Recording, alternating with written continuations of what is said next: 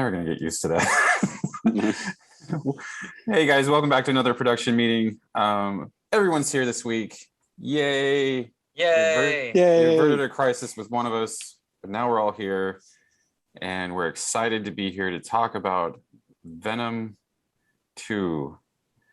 Yay! Oh, wait, that's what we're talking about this week? I'm out, man. I can't do this. Yes, my mom said that if I have nothing positive to say, I shouldn't say anything at all. So I'll probably stay quiet through all this. Well, we're done with our reviews. Sounds like, so. All right, this meeting's See adjourned. you guys next week. What did you guys do this week? I played a lot of MLB The Show, and that was... Oh, I watched Halloween 1 for the first time ever in my life, the original. Yeah, I know, right? Claps. Yay, I'm growing. I'm expanding my my library of views. I'd say Wait, I almost feel like we had a segment once where Alex was watching older movies and then reviewing them on a weekly basis. Yeah, that was when I had a lot more free time. Back when we didn't all have a job. So you guys have a job? Yeah, and it's probably gonna be really busy this weekend too. Super excited for that. Yeah. Oh well, so yeah, I did watch Halloween. I'd say a 7, but like with the curve of like the time it came out, I'd say an 8. Like I think it's respectable to give it an 8. And then did the homework, and then I went and watched the early showing of James Bond, No Time to Die. I'm so sad that we haven't all watched that yet because I really want to talk about that more than I want to talk about Venom. But, I guess I'll save it till next week. So, but that's what I did. What did everybody else do? Not a lot, man. Just worked, played Ghost as usual. But I had the mistake of it's football season, man. And I've been really into football. So I'm like, you know what? I'm going to load up Madden. And boy, was that a bad idea because now I'm just playing game after game of Madden. After I'd kicked the habit, I brought it back into my life, and that has consumed a lot of time. So I've done those. The only thing of note that I really watched this week other than Venom is we watched There's Someone Inside of Your House or something. There's Someone Inside Your House. It's a new horror movie. It's on Netflix. It's a slasher movie. It's produced by James Wan. So it does have a little bit of credibility to it. It's not that great. I don't know, man. He's got recent wounds that are still pretty fresh. Yeah. So we can't trust him. I have to agree with that. Whatever, man. We're gonna look back at *Malignant* and be like, this is one of the greatest films of all time, or at least one of the most enjoyable films of all time. You actually brought up earlier in the week. We're like, did we enjoy *Malignant* more, or did we enjoy Venom more? And that is a pretty fair question. So. More to come. It's an easy question to ask, man.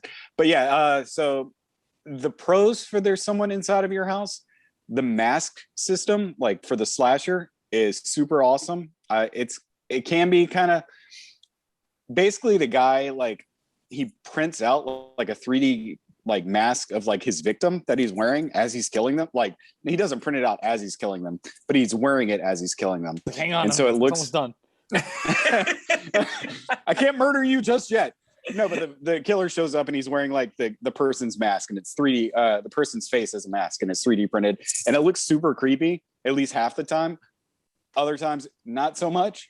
But it's fairly generic. That's my pros and my cons, and it's a good solid 5 out of 10. Is that like a metaphor for how we're all just killing ourselves? I think Us is a metaphor for how we're all killing ourselves or something. Oh yeah. I don't know. I didn't get that movie. Yeah, good point. Yeah, I don't know. Good movie. I'm just. No, I agree with you, Ryan. I agree that it's good. I just left that theater thinking, I don't know how I feel about this. I left that theater going, man, I really like that movie. I can't wait to watch it again. Yeah. When's the next showing? Bring me in. But what did Ryan do this week? What did Ryan do? Almost nothing. I've been watching kind of our horror movie playlist, so I haven't watched much new. I have a newfound respect for Predator 2, which I've not watched since The Predator. Before this, we were talking about the Temple of Doom effect, and I think that has definitely gotten some credibility since the fourth one. from me anyway. And I finished Marvel's What If, which I don't know if you guys have been watching those. It's fine. I haven't watched the last one yet. Yeah, the last one is fine, just like all the other ones that are fine. I really don't care about this series. I don't think it lived up to its potential at all. The episodes that aren't good are really not good. And I don't think this show ever recovered from the Party Thor episode for me. I thought that was just so awful. I wholeheartedly agree. It's so far it's been very, very hit and miss. Yeah. There's some that have like really hit, and then there's some that have really missed. So, and actually, I think the misses are outweighing the hits so far. I agree. I agree. For a show, I like to kind of like I just kind of bumped my rating up to an 8 for Star Wars Visions because I was thinking about how positive the episodes that I really liked were and how I liked the show overall as an arc, even with the episodes that weren't great. And this is the opposite for me, where I'm like, I bumped it from a 6 to a 5 once it was done. Because I was like, I'm never going to go back and rewatch this. I don't really care about the episodes that I mean, like, maybe I'll go back and watch the one Doctor Strange episode again. So yeah, it's funny you say that. That's the latest one I've done. I really haven't kept up with it. It's the best Yeah, one. I've liked. Stop. Yeah, I like the Doctor Strange one, and then the Star-Lord one. Yeah, and I think that legitimately might be it. Yeah. So I think I stopped at zombies. Yeah. I like the one where Tony Stark dies. Oh wait. Okay. Like every single episode. Yeah. Speaking of Visions, though, I haven't watched the entire thing either, and it was one of those things I sat down and I was like, I'm gonna binge watch all these because they're like so short, and I ended up getting through like the first 3, and I enjoyed all 3 of them, the first 3, and I legitimately had to stop because I was tired. I almost think that I just had to process all the ones that I saw, and I was like, those are really good. I think I need to take a break because I enjoyed every single one of those. See, and it wasn't something that I kept wanting to binge. So I'm looking forward to going and finishing it, but I really enjoyed those so far. you got to read my reviews. I advise specifically against binging them. Yeah. Okay. Good deal, man. We watched them in 2s, where I was like, because I've heard that if you watch, I mean, obviously this is no fault to the studio. It's just how the show had to come together. The more you watch them, the more repetitive they feel too. So the less time you have between episodes, the more you kind of got clashing tones and clashing visual styles. And you get like one episode, they're like, I've got a bad feeling about this. Fun take on a lightsaber. And the next episode, it's like, I've got a bad feeling about this.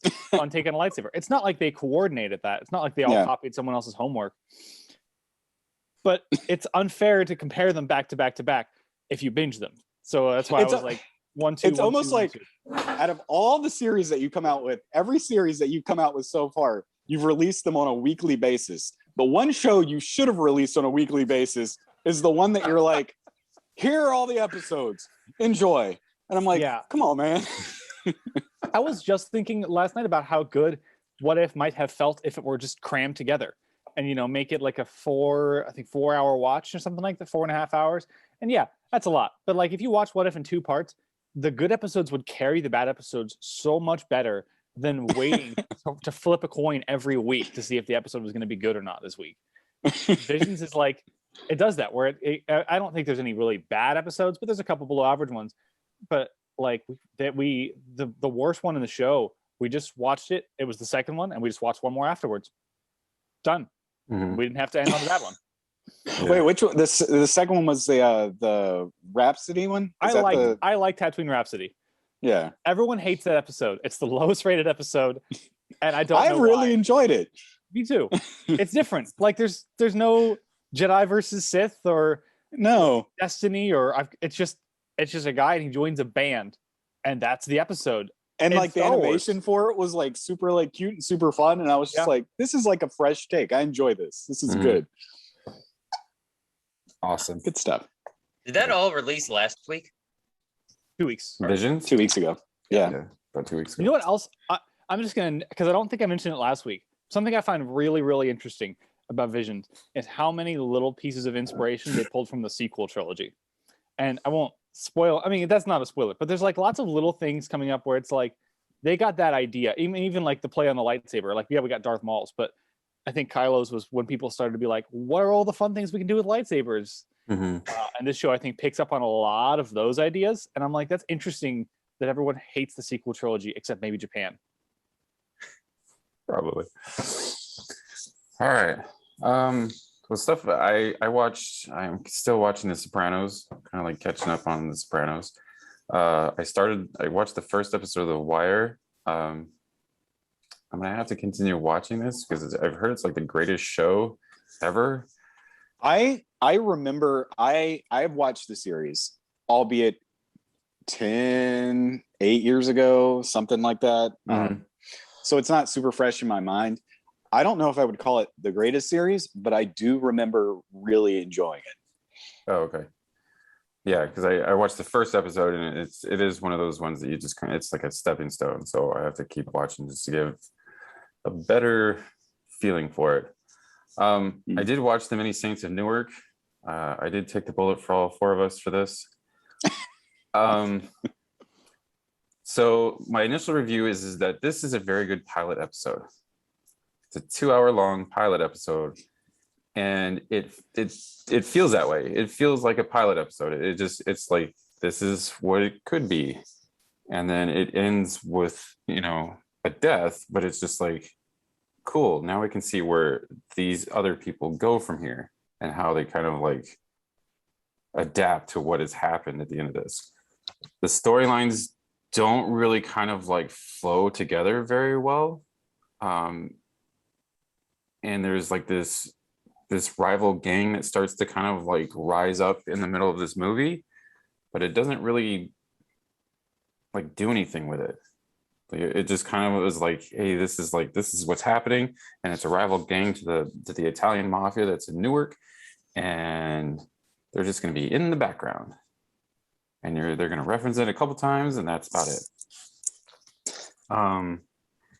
Now, as far as like fans or non-fans of the show wanting to watch this movie without knowing anything of The Sopranos, I would say skip the first minute of the movie and you'll be fine. Because there's like a spoiler in the beginning. Like it's like that. We keep talking about Ryan watched that Scooby-Doo episode on Netflix that just kind of like spoiled the season finale of the one before. This is what kind of does it in this one. Like in the first like 2 minutes of this movie, there's this voiceover and it just starts to spoil like the last kind of 2 seasons of The Sopranos, and then it goes into this movie, and then it never mentions it ever again. So I think if you skip the first 2 minutes of this movie, you'll be fine. And I was gonna say I should have Clint just stand in the movie for me. Like, okay, no, you can come in now. Yeah, because it doesn't like it does it like I had forgotten this whole event had happened, and then I was like, oh yeah. So now, do you think you've called it a pilot? Is there space in between the actual Sopranos series and the movie, like a middle area where you think they would have thought about that? Like, do you think that does it leave room for an actual series is what I'm asking? Oh, like yeah, definitely. Because this takes place in like the early 70s. And so Tony Soprano and his son actually plays him in the movie. Yeah. And it does, he's like in high school in the film. So the film ends with him in high school. So it doesn't like there is a gap between like the end of this movie and the start of the series. So if they wanted to, like, it would be very interesting to see what they did with it, because then you can use these characters and stuff like that. And even these actors, like the actors do a really good job. I'm not gonna lie. Like the guy who plays Dickie Moltisanti is, I forget his name now, but he does a really good job with these characters. And you can tell, like, if you knew the characters just by like sight from the show, you could tell who these characters are in the film. And then they could take these same actors who do a really good job and either do a sequel to kind of like flesh the story further out, or they could do a series, because it's a small spoiler because it's in the trailer, but it's a African-American gang that's starting to rise up. So I thought it would be kind of interesting to see how that plays out in the 70s, because in the show, like they never, like I don't want to say it's whitewashed, but it is very Italian. So it doesn't have any type of rivalry interracial gang members or anything else like that. So I thought it would be interesting to see how they do that in a series or like a sequel, but they don't really kind of touch on it in this. Okay. So performance-wise, yeah, I think that you guys should see it, but skip the first 2 minutes if you haven't ever watched the show. I cannot remember. I've definitely seen all those seasons, but I don't recall anything that happened Yeah. in that show. So yeah, it wasn't that successful at the box office though. So we shall see. Yeah. Well, against Venom, it's like single-handedly breaking box office records. Is it? Wow. Yeah, I mean highest openings since COVID, which is both great for the box office and terrible because it's Venom. You don't deserve that recognition, Venom. Stop it. We single-handedly secured movies for a while and Venom 3. Well, I thought it was really interesting, and this came up at work. We were talking about how it was so successful, but Many Saints and also Addams Family, which came out here, kind of not necessarily bombed, but it kind of tanked at the box office too. Yeah. And I was noticing there were a lot of children inside, like going to see Venom. And it's like one of those things where it's like your parents are like, all right, we're going to the movies. What do you want to see? And they have the choice between like Venom and Addams Family. And they're like, we're going to see Venom, guys. Yeah. We're going to see Venom. I think what else doesn't help too is that they can go see Venom and then they can go back home and then their 13-year-old son can go play video games while they put on an Addams Family on the TV. Yeah. Because we got a streaming release this weekend too. Yeah. Oh, did it really? Yeah. I didn't know that. Yeah. That all supports last night's attendance because I had a big old family come in and they were like, I was like, hey guys, because we had two movies left in the night. We had Venom and Addams Family. I was like, hey guys, let me take a guess. Addams Family? I mean, because they had like 4 kids with them that couldn't have been more than like 7. They're like, no, we're going to see Venom. So I was internally like just chuckling because of what you had just said, Ryan. And I was like, yeah, that's exactly what happened last night. That last Addams Family being at 9:00, understandably, had a goose egg. So yeah, it doesn't help that the quality of the movie is not good either. Well, I was gonna say like that's who I seen it with. It was my 6-year-old nephew. Yeah. My brother-in-law and I took my 6-year-old nephew because I looked at my brother-in-law. I was like, "Are you sure he's gonna be okay with this? Like, he's like monster and like all this other stuff." He's like, "Oh no, he loves the first one." It is Okay. It is less creepy than the ending of Addams Family 2, which a reminder from last week is still really bad. I don't know if it's worse than Venom or not. There's no winning this weekend, but it's definitely creepier than Venom. Yeah, we just had to put up with one kind of speed bump into the rest of October, which I can already testify is already good. So, Cool. Yay. Are we ready for some news, guys? Dang, we're not even at the news yet. Yeah, man. Good Lord. So I'm gonna skip over the first one because I don't think that Alex, did you have any time to like bring any gaming news? There's no real like news. There's more or less just, hey, there's a game coming out. Metro. There's one bit of news, Alex, that you were forgetting about that you were super excited. He said other. Okay, so the thing I was mentioning was Metroid Dread is coming out tomorrow, the 8th. So yay, I'm getting that. But no, the big one, the big gigantic elephant in the room is that the last character for Super Smash Brothers that was added is none other than Sora from Kingdom Hearts. And I was, shut your face. You're like, where's my dude from Doom? Where's Waluigi? Where's my Waluigi? Where's my 18th Fire Emblem character? Crash Bandicoot. Yeah, so yeah, that's exactly right, Ryan. I thought it was either going to be Crash or Sora. It's like it had to be one of the two. And it was elegant in the reveal trailer, and then they proceeded to do the move set. This is what he does this way. Notably, and I didn't think about it like going into it, but looking at the trailer, I was like, yeah, this makes a lot of sense. If you go back, you'll notice that there is no Disney representation other than his the keychain itself from his the Keyblade. And I have to imagine that, because I don't know legality how Sora falls under, like, property wise. Like, I don't know if he's Disney or if he's Square Enix. So I didn't know if they had to get the rights from Disney, but they were like, this is going to be a financial, like, definitely an investment. So we are not going to go too hard with the Disney. Like, yeah, there's all the side characters. Nobody's not even in the background, not in the environment, nothing. They're just not in there at all. But I was really excited about this. Did I think it was going to happen? I thought there was like a 25% chance of happening, because the acquisition was going to be so much. But yeah, I'm really excited. We don't get him until the 18th, which seems like an eternity, but that is less than 2 weeks from now. So, yay. So in other boring news, that means Alex doesn't have any other playable characters. That's all he's going to main the entire time. Sora. Every time you play Smash Brothers, spam Alex Thunder. I'm just going to filter through the other spells just so I can do Thunder all the time. Well, No, go ahead, Ryan. I was gonna say, I'm hoping, based on what the gameplay looked like, that he's a bit more balanced of a DLC than Kazuya, who's just such an OP character that he's unplayable. I actually think he's even more like OP.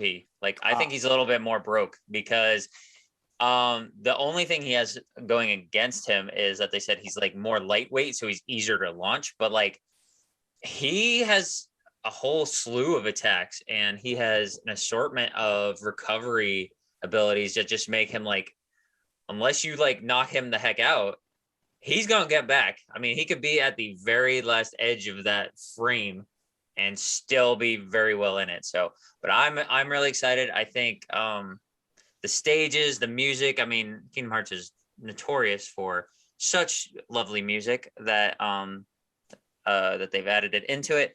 And his rendering looks really good. I like the costumes that go with it. He has 1, 2, and 3 costumes, and then like his forms from the various titles, and it's all really good. There's not a thing I disliked about it. I mean, the lack of Disney is not really. I mean, this has so much content.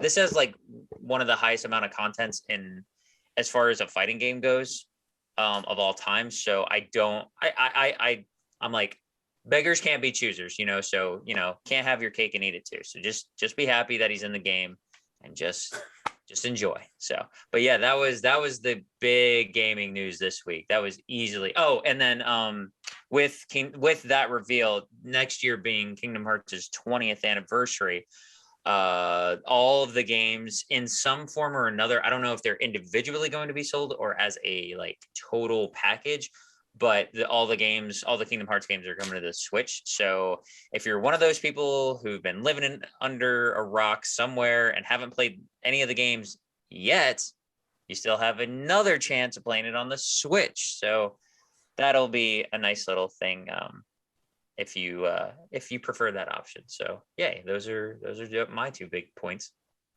Cool. So that's our gaming news. So now that Matt is here, I'm going to reinsert this bit of news from last week, because my nostalgia partner is here, and I'm not going to feel like an outsider with you two. So Flight of the Navigator is getting a reboot. I know that we talked about this last week. Matt, and they were probably like, what's Flight of the Navigator? You obviously... I still don't know what it is. Us. I know what it is. With Bryce Dallas Howard is directing this. Matt, how do you feel about this? I'm good. I think a lot of good could come from this. It's one of those things where I feel like a reboot might actually add something to it. So I'm down. Yes. I'm good. Yes, thank you. I'm happy, and I'm glad to be able to like support you in your happiness with this. This is one of my favorite movies as a kid. So Alex and I'll have to watch the original right before the new one comes out. Just It'll like we be- said we do for Mighty Ducks. It'll be my next favorite movie of Sarah Jessica Parker's. I will say this though, I don't know, like if you guys will watch it, you'll be like, "What is this? What is going on?" It's kind of like one of those like very like 80s films that just fits in that family film 80s genre, and it's just like, I don't want to say you have to be there or you had to be there, but if you watch it now, I'm not entirely sure. If I threw it on Disney Plus right now, I'm not entirely sure, like if I was looking at it through a critical eye, how well it will hold up. That's why I think that like a reboot might be good, or a remake, actually. Who knows? I'll be sure to we crush talked that about childhood this for you. We talked about this last week. I was saying how what was that other movie that Ken was really into? Starfighter. Yes, Yeah. yes. I was like, I went and watched that because I bought that for him for Christmas, and he was like, "Hey, did you watch it yet?" I go, "No," and then he handed it right back to me, and I said, "Okay." And I went and I was like, "This is extremely dated. This is extremely dated." So I have the same feeling from this. So I don't think I'm going to get the appreciation that I need to out of this. So I'll just wait for the new one. Yay. What was that film? I don't know why this made me think of it. Was it called is it called The Explorers? The ones that have like the kids that build like the spaceship like out of a truck and fly up into space? Yes. I don't know why that made me think of that. Who is that? Corey Haim? Who is that? Is that what? No, River Phoenix, I think, might be in that. Oh, I don't remember, look but this up. that reminded me of that. And I think if you guys watch that, you should look up The Explorers too. It's just that, It is specific River genre. Phoenix. Specific genre of just kids flying in space in the 80s. Flight of the Navigator and The Explorers. I remember really liking that too. They should make that too. And Remake it The has Explorers. Ethan Hawke in it. Ethan Hawke. There we go. Ethan Hawke. There we go. And You got James me. Cromwell. I don't know that one. Oh, I didn't know either. Google's my friend right now. River Phoenix. Yeah. Wow.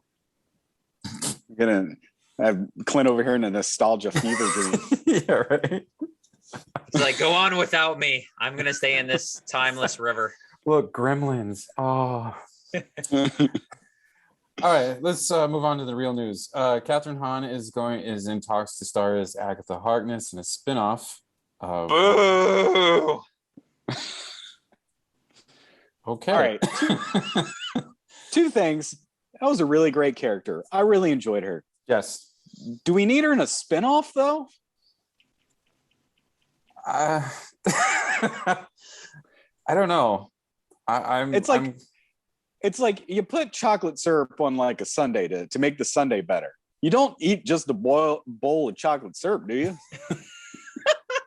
If you're Disney, you do. And then you have a starring role for that chocolate syrup. And you in have its a own- worse chocolate syrup for the chocolate syrup to go up against.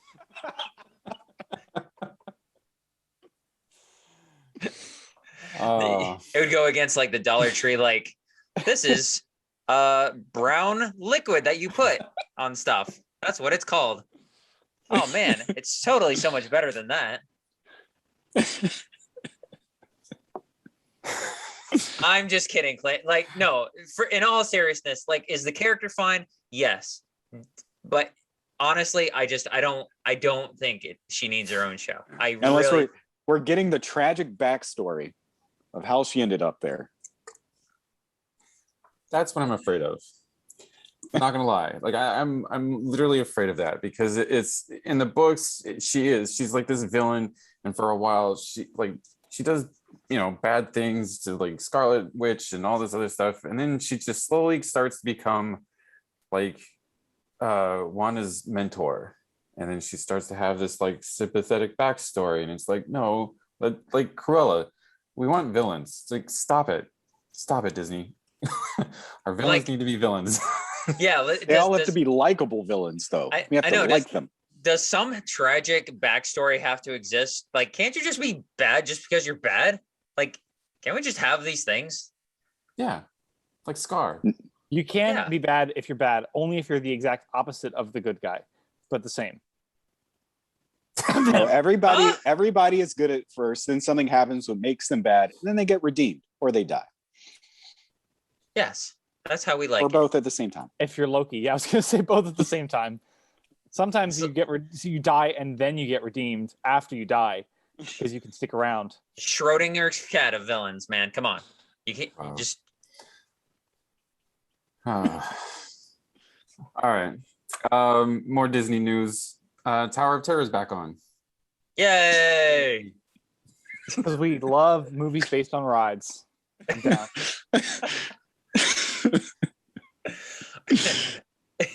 But Disney and Scarlett Johansson kissed and made up, and so They let her out of timeout.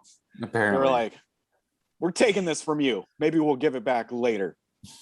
Coming to you in 2025, Thunder Mountain Railroad, starring Dwayne "The Rock" Johnson and Scarlett Johansson. I can see that happening, actually. Yeah. Oh, you just willed it into existence. It's not a matter of if; it's a matter of when. look. We get I a, know, do we get a Thunder Mountain Railroad movie before we get a Space Mountain movie, though? I hope not. I want my Space Yeah, Mountain movie. There's gonna be some type of end credit scene where it'll be like, you'll see the Thunder Mountain something, and then just a big splash of water, like, oh. Why doesn't Disney just make like a universe for all these rides? Put them all in the same area. Have the Jungle Cruise take place in the same world with Big Thunder Mountain Railroad world, the Twilight of Terror world, the Haunted Mansion movie world. Just put them all together, man. Yeah. Stop willing these into existence. Call it the DAU, the Disney Attraction Universe. Or no, DACU, Disney Attraction Cinematic Universe. Wow. Disney, you go, if you're Disney. listening, we want to I don't know about if it's gold or not, but it'll make money.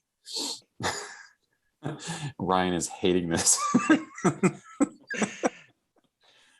Look, I know that we talked about this a few weeks ago, but like Matt was joking and he said she wanted $100 million and Disney was like, here's 40 and we'll make up. So I legitimately think that's what happened. That's Yeah. exactly what happened. They're like, yeah, no, here's what we're going to give you. And she's like, okay. And she was like, well, that was way more than I thought I was going to get. Yeah, man. You always ask for like half of what you're willing to take. So like if you're want to have 40, you ask for like 80. And then they're like, okay, we'll give you 40. And you're like, okay, I guess. do I get my movie back? No, be happy. No, it was like, we're only going to give you 40 and you also get your movie back. And she's like, okay. Now she's gonna make way more. Can I have than $100 million. Can I have another prequel movie? No, Scarlett, you can't. I mean, not because we don't want to give you money, but that's weird and it's impossible. You can have your own What If episode when we do a season 2. He's pretty much got our own What If episode in season 1. Oh, see, I haven't seen them all, It's so I not don't Scarlett know. Johansson. Yeah. It's going to be, what if Disney didn't settle?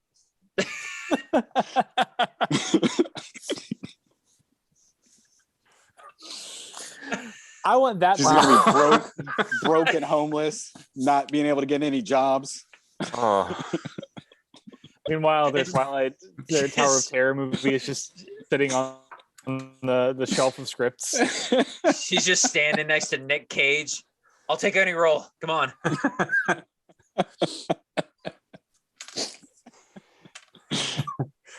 Nick Cage is like, you should meet my agent. Hands her a card. It says Nick Cage on it. You have trouble finding work. You should speak to this guy.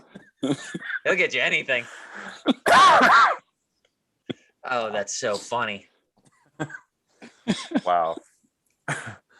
All right, let's move on. So rumors say that Daredevil season 4 is going to be kind of intertwined with the Echo series that Disney Plus is putting out. Echo is going to be a character from the Hawkeye series. She's getting her own series. And then the Punisher reboot is a go with John Bernthal. So any thoughts on any of this? And you get a series. And you get a series. And you get a series. Like, thanks, guys. Yeah, Disney settled with everyone. I hope this is true. Some of the characters are rumored to be in the Echo series from Daredevil. So, yay. More comic book-esque news. Peacemaker clip was released. Did you guys see this ridiculous clip? Mm-mm. No. Oh my gosh. You should watch it. It's pretty funny. We're moving on from that. More clips. House of Dragon teaser. Oh yeah. I've turned a blind eye to it. I am going to wait. Yeah, me too. Okay. I shared it, but I did not watch it. Or you shared it rather. I mean, you guys have finished the show. Yes. Yeah. Unfortunately. Well, I've only Allison, seen no, up you until haven't. I've seen up until the beginning of season 6. Stop. Oh, that's fine. Yeah, no. What? Finish season 6. Yeah. Season 6 is the last season anyway. So such a good ending. No, seriously, the last 2 episodes. I'm just side tangent here. The last 2 episodes in season 6 are probably 2 of the best episodes in all of Thrones, and it ends on such a perfect note that you can just be done and imagine your own ending, and it is guaranteed to be better than what the show does with the last 2 seasons. The only downside about the trailer, I just flipped back over, is that it definitely loosely spoils the ending of Thrones in the trailer, with one part of its tagline. I think they already spoiled the end of it, though. Yeah. Mhm. Aside from that, I don't think it's not a spoiler heavy trailer. Like, it's just very teasery. Mhm. It's got a good sense of it. I think it looks absolutely incredible. It's got me asking a lot of questions about like what they're going to do with the world and stuff like that. And it's not heavy on nostalgia at all. There's no like, oh, but this is going to tie in. It just looks like a prequel series, which is exactly what I want from this. I want Mhm. the history behind it, and that's it. And I think that's Yeah. what it looks like. So I was very, very excited to see this, and hearing Ramin Djawadi's score in that trailer, so beautiful. And I just can't wait to get the soundtrack for this series. Yeah. Watch it if you want to see Matt Smith in a blonde wig. He looks great. I did not think he would look great in a big blonde wig. Awesome. Okay. Would Woody Harrelson look good in a blonde wig? Woody Harrelson doesn't look good with hair, apparently. Poor Woody. Resident Evil Venom dropped a too, trailer not- this morning. Yeah. I don't know if you guys watched this. I watched this morning. Amazing. Yes, it looks a lot darker than that film, and it looks seen it yet. more. It does look more in line with the tone of the games. So I'll just say that. But it looks like it's going to combine the first 2 games, which I'm kind of nervous about. But it Does looks this exist in its own thing, or is it attached to any other like film? no, this is like a reboot series. Okay, cool. Starting So fresh yet again, I guess. Yeah. I don't know. but I think that these are going to be like I said, this is going to be more close to like the games and the game story and things like that, where the Mila Jovovich one just kind of like went off its own little tangent of Who does Mila Jovovich play in this movie? no one. What? She's not even in this. They got a cast of nobodies except for Tom Hopper, who's in Umbrella Companies or Umbrella Academy.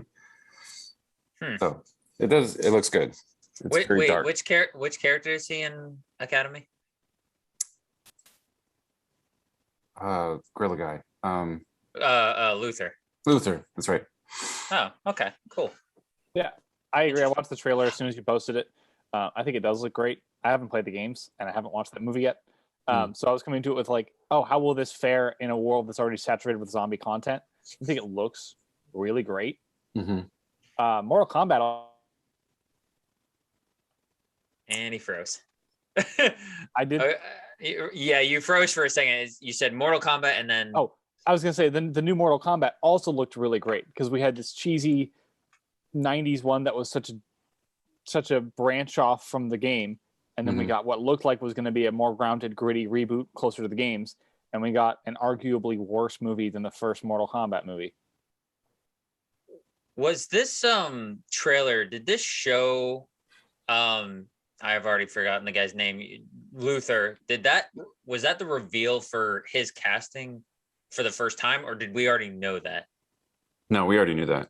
Okay, that's what I thought, because Yeah. I was like, I could have sworn I've seen like an image or something before this that really made me think. I was like, he's in it, and I didn't have the greatest impression from that, but I was like, okay, think I'm imagining this, but apparently not. I want to say last year, actually around this time, is when they said that they started filming, and then like a week later, they, like you said, they released this image of like everyone that they cast, and it was kind of a shocker, like on who they cast for each of these roles, because it literally is like a bunch of nobodies. Tom Hopper is probably, he's from Umbrella Academy.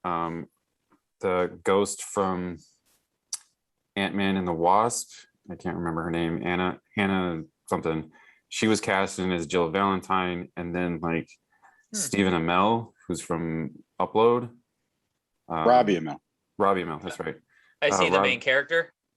No, he's And, Chris. Wow. I think I remember. No, that character. I really, I just watched the trailer. I really enjoyed the tone of that and the aesthetic. The CGI was a little, but Yeah, I liked the way it looked. The aesthetic was nice. It was definitely a change of pace from the Milas. yeah. And that's what got me excited. And like I said, it looks like it's trying to combine the first two games, which it can in a sense, but I was hoping that they would just kind of stick to one of them. I also got more of like the previous like Resident Evils, even actually all of them, they have more of like an action vibe to them. This looked like a little more like horror-ish to it. So Right. I enjoyed that. Yeah. Cool. So we're gonna two more bits of news. First is Mike Flanagan is who's from Midnight Mass, which, have you guys watched this yet? Mm-mm. I have watched the first 2 episodes. Thoughts? I'd like to hold my thoughts. Okay. All right. Because until I finish, I mean, it's not. I don't know, the previous, the Haunting series, I think were more engaging, I think personally, than this has been. So let me get through it. Let me see what happens. So yeah. So yeah, as Matt said, Mike Flanagan is the series creators of The Haunting of Hill House and Haunting of Bly House. He's done Midnight Mass, which just released on the Netflix like a couple weeks ago. His next adaptation for Netflix is going to be The Fall of the House of Usher, which is an Edgar Allan Poe short story, I believe. So he's going to be working on that, which I'm all for whatever this guy does for right now. Like he's been knocking it out of the park, at least for a while. So that's his next project. You guys have any thoughts on that? No, Mike Flanagan, for the most part, pretty trustworthy guy when it comes to the genre. Yeah, I'll give it a watch. I've enjoyed most of his work rather than not. So I'm not sure if Midnight Mass is based on anything, but given that this House of Usher has definitely a source material, even though it is a short story, I think that's interesting, and I think that gives him a lot to work with. So I'm excited for it. Cool. All right, and we're going to end on why do we need this? A Cruel Intentions reboot is in the works at IMDb TV. All right, you can forget about that. Just bury it. Every part of that statement kept getting worse.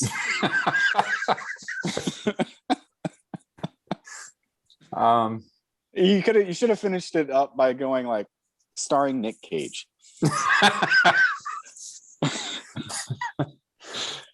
I don't know. I'm at a loss for words, my man. It's so gonna be. I'm sure it'll be very trendy. They'll probably do like an all male cast, all males, and they'll try to make it hip. Cool. Good on IMDb, I guess. Which is like, I guess, like a subsidiary of Amazon somehow. I don't know how that happened. Amazon was like, "What do you want to do?" No, we're gonna put that on IMDb TV. So, I don't know how Crackle's gonna respond to this. That was my first thought. I was like, "Is this Crackle?" They weren't available. They were like, they turned down the Cruel Intentions reboot. Apparently. IMDb TV's gotta have to look at itself and go, we've got a problem. if Crackle's not willing to take it. Crackle was like Crackle was like, we do quality films like Joe Dirt 2. We're not doing a Cruel Intentions reboot. What makes this worse, though, I think what makes this worse is that it's a series. It's going to be a reboot series. They're like, Cruel Intentions. We can't fit all that into 2 hours.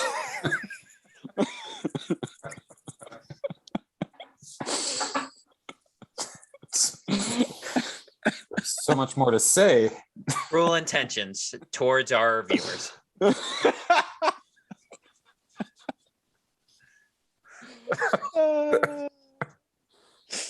Jesus. Watch this series be like super good. I'm just waiting. We're gonna be like, remember that time we cracked on this for like 10 minutes?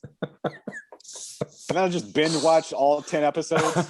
Congratulations, Matt. You've just single-handedly volunteered to be our guinea pig for such a project. Go ahead, man. Get on that. Oh my gosh. Maybe if they bring Sarah Michelle Gellar back, I will watch it. Maybe. I That's wonder all. what she's up to these days. No. What is she doing? She was doing She's something. not acting.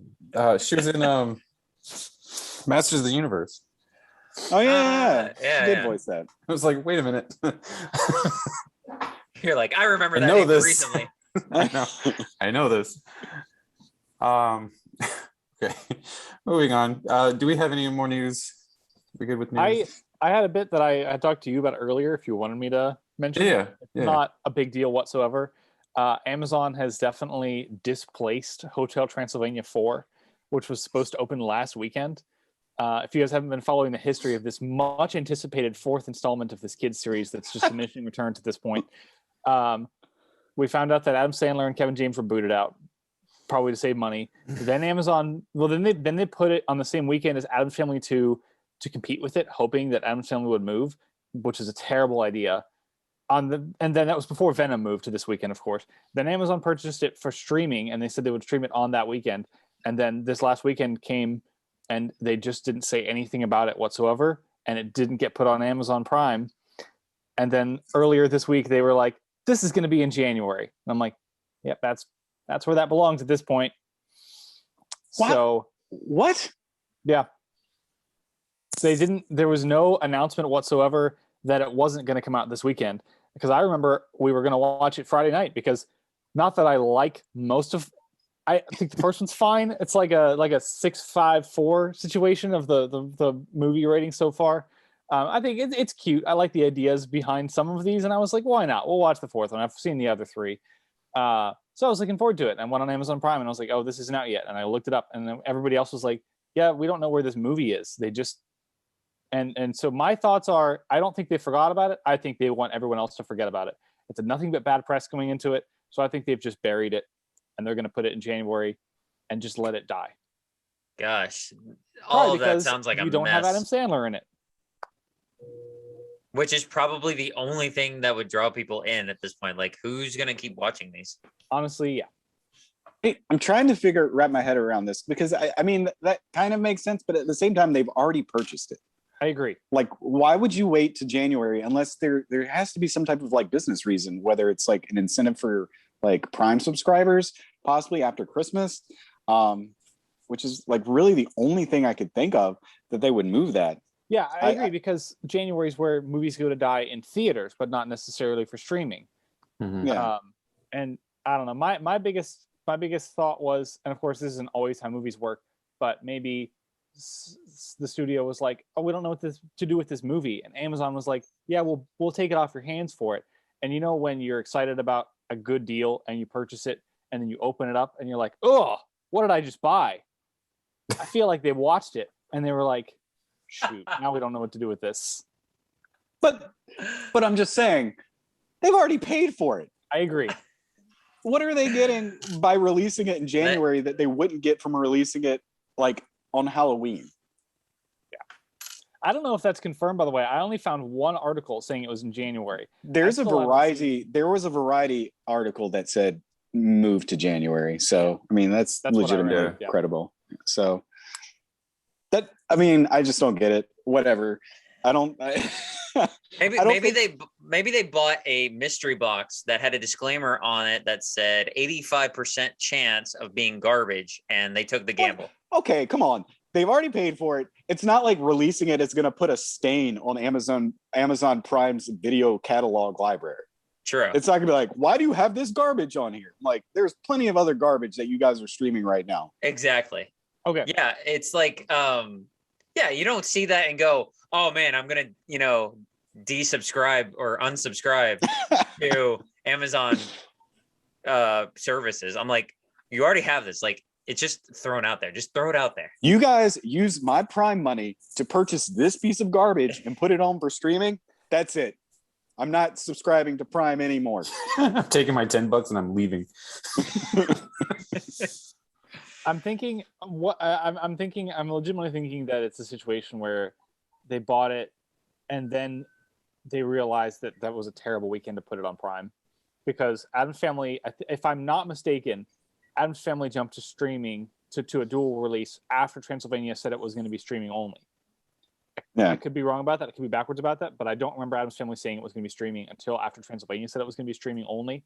And maybe they just wanted people to forget about it so they can rebuild it later. You know, like, or maybe they saw it and they're like, ooh, yeah, we should probably sell this. And they're going to be like, anybody want to buy this? IMDb TV? You guys want this? we hear you'll do anything. So please. You know what? Maybe Adam Sandler will buy it. And do a collab. Yeah. That'd be weird. He'll buy it. He'll get Kevin James. They'll just re-record their line, and they'll sell it back to Sony for more than it was worth. You say that. That would be interesting. I would be on board. Not even if like Amazon did that. If Amazon called them up and were like, "Hey guys, we'll pay you this to record these lines for it, just so that you're back on this film." I think that'd be such a smart decision. Yeah. I'm kind of And curious on like Adam why those Sandler, two are but- there. Yeah. Money. Think? Because Adam Sandler is probably off busy recording and producing Hubie Halloween 2. Yeah, Netflix is like, you can't do that. That's on Prime now. Can't record your lines. Yeah, jerk. All right. Yeah, I was actually just reading this as you guys were talking about it. It looks like on the 16th of August, Amazon Studios bought the film rights for $100 million. Yeah. Good decision. They made so much money selling it to them. So much. Yeah. Way more than they would have gotten in the theaters. Yeah. And it does say that it is set to release on January 14th, 2022.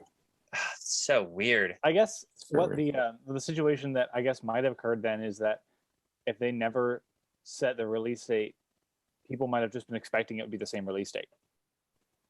But Maybe. I thought they would say we're not releasing it this weekend or something, building up to it. Mm-hmm. I don't know. All right. Damn, now I gotta wait till January. Do you? What am I gonna do with my life? Don't worry, there's big movies opening every weekend until January. Yes. Yes. Till January 14th. And then there's anything else in existence, Matt. So you'll be okay. Yeah, you could just run straight into a wall and knock yourself unconscious. Wake up an hour Well, and a hopefully- half later, and that's time. Hopefully IMDb TV can get this Cruel Intentions reboot out by then. Jesus. Or you can watch Army of Thieves. Yay. This is to segue our moods into our review, isn't it? Yes, it is. Because I'm going to be bummed out about this. I'm going to go last because I'm sure that I'm going to have him rip this movie apart because of my comic book views. So our review this week is Venom, Let There Be Somewhat Carnage, a little bit of carnage. Yeah. So this is time jump. It seems like there's a time jump, and Eddie Brock is back investigative reporting, and Cletus Cassidy has invited him to the jail to give him an interview, and Venom things happen, and yeah. So you guys go ahead and review this movie. I mean, I could go first, but I mean, I feel like I don't remember that much about this movie, so I don't know if that's a good starting point. I've already excavated it out of my head. It's already gone. I'm just playing. No. All right. So I don't really remember. I think I watched the first movie, the Venom one, once, and I think it was in theaters. I might have watched it at home on DVD at some point. That said, I don't remember much of anything about it. I remember it being dark and gritty, kind of. I remember the thing I hated most was how they pronounced the term symbiote, which, if I have to say anything positive about the second film, is they don't say that word at all. So thank you. I appreciate that. Yeah. First thing, when we've made light of this before, Let There Be Carnage is the subtitle of this film. And there's not really any. I mean, there's a lot of throwing around, but aside from the character, which, I mean, hey, it's the character's name, I guess. Let There Be Carnage. Okay, fine. We let him be there. He's there. This film, it's more or less just Tom Hardy just talking to himself the entire time and trying to be funny. They definitely have tried to approach way more humor in this film than the last one, from what I recall. And to me, none of it really hit, except maybe a couple things. To me, the voice of Venom is super annoying, so it's hard for me to even get past that.